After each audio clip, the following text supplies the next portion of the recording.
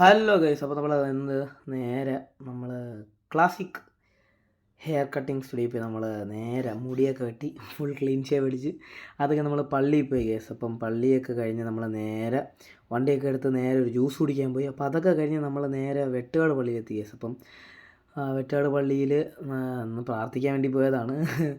അപ്പോൾ ഇന്ന് വെള്ളിയാഴ്ചയും കൂടെയാണ്. അപ്പം ഇത് വെള്ളിയാഴ്ച എടുത്ത വീഡിയോ ആണ്. അപ്പോൾ ഇന്നലെ അപ്ലോഡ് ചെയ്യാൻ പറ്റിയില്ലായിരുന്നു.